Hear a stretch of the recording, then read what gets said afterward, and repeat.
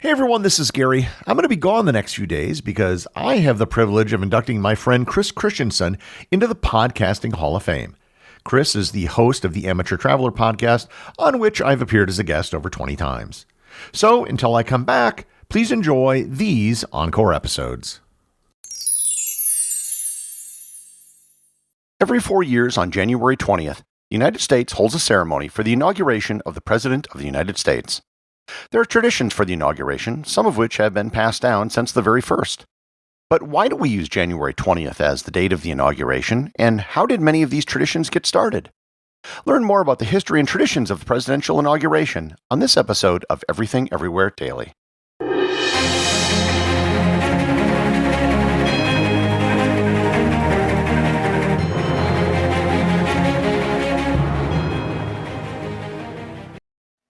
This episode is sponsored by Quince.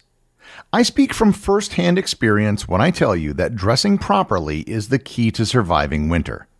For the ultimate cold weather necessities made from premium materials, you've got to check out Quince.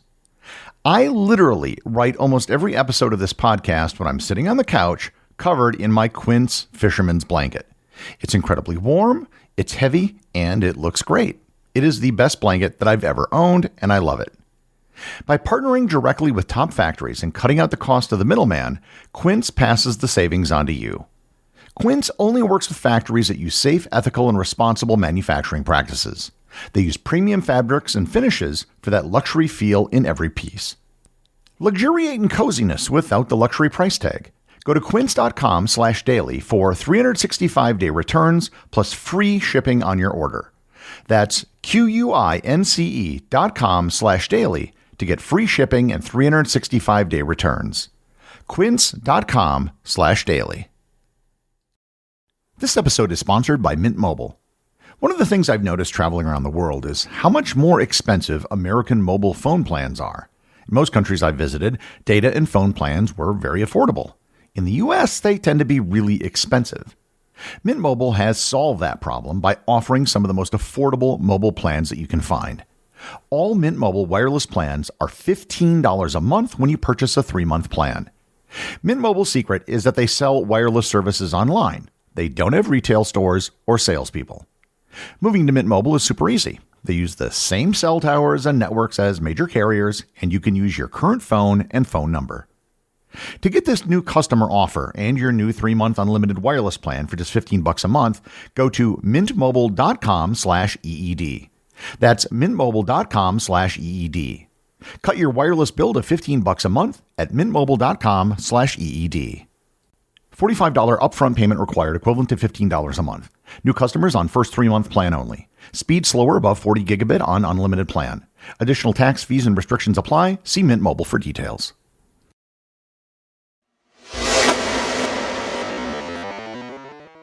Inauguration Day is the day the President of the United States takes the oath of office and begins a new presidential term. Because it's so short, I'll read the oath of office for you right now.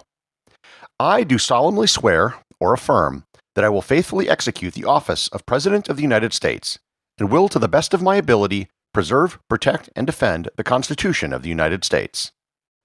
Inauguration Day wasn't always on January 20th. In fact, for most of American history, the day fell on March 4th.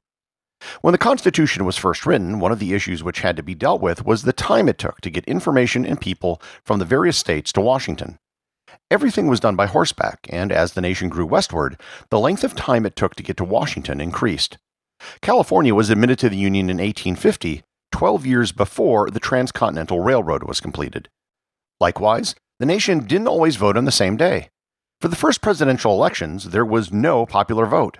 State legislatures selected electors, and they often voted as early as September. So the March 4th date was to give ample time between the Electoral College voting and for the incoming president to assemble a cabinet and get everyone to Washington. The first presidential inauguration didn't actually take place on March 4th, however. Due to a bad winter, Washington's first inauguration took place on April 30th, 1789 in New York City. It was held on the balcony of Federal Hall on Wall Street. You can visit the Federal Hall National Monument today, however, it isn't the same building and there's no longer a balcony. There are several traditions that started with George Washington. The first was putting his hand on a Bible when taking the oath of office. The Bible which was used was taken from the St. John's Lodge No. 1 of the ancient York Masons. The Bible was randomly opened to a page which turned out to be Genesis 47, which says, quote, "Zebulun shall dwell at the haven of the sea, and he shall be a haven of ships, and his border shall be unto Zidon." The passage was totally random and has no meaning whatsoever dealing with the presidency. The same Washington Bible has been used in the inaugurations of several other presidents. Warren Harding, Dwight Eisenhower, Jimmy Carter, and George H.W. Bush all used the Washington Bible. There's no requirement about the use of a Bible. It's just a tradition. Some presidents haven't used a Bible at all. John Quincy Adams and Franklin Pierce put their hands on a book of law. Theodore Roosevelt, having taken the oath after the death of William McKinley, didn't put his hand on anything.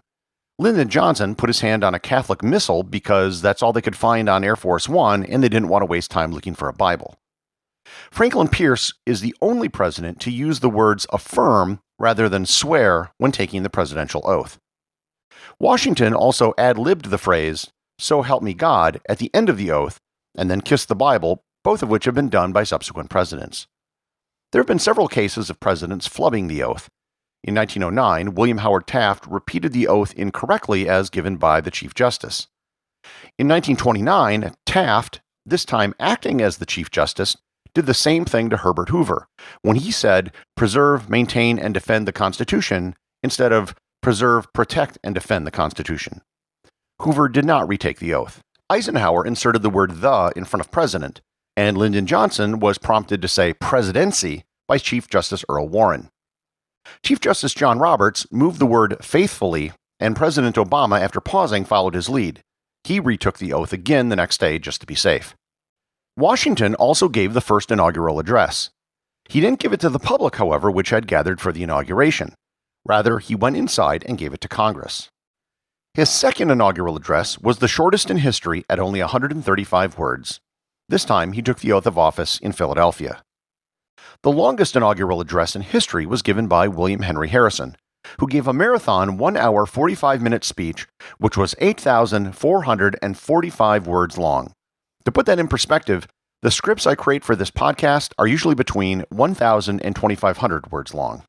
No president who ascended to the office after the death or resignation of a predecessor has ever given an inaugural address, but they all have addressed Congress soon after. John Adams became the first president to have the oath administered by the Chief Justice of the Supreme Court. This, too, is not required by law, and technically anyone can administer the oath of office.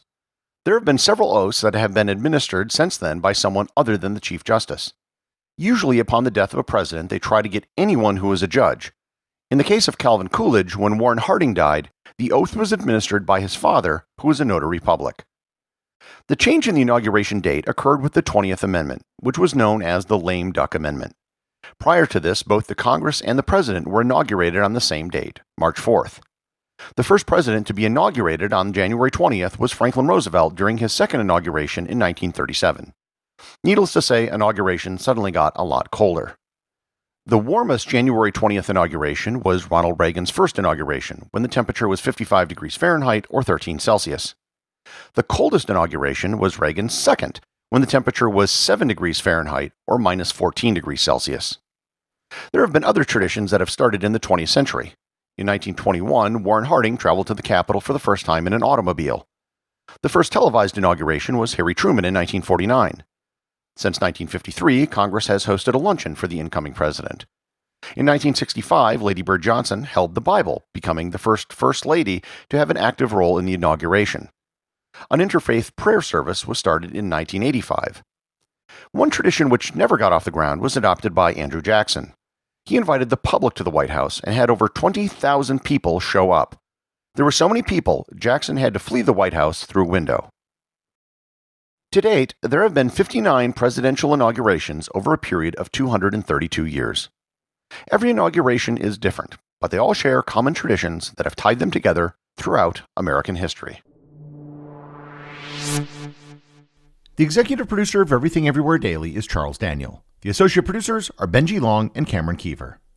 I want to give a big shout out to everyone who supports the show over on Patreon, including the show's producers. Your support helps me put out a show every single day. And also, Patreon is currently the only place where Everything Everywhere daily merchandise is available to the top tier of supporters.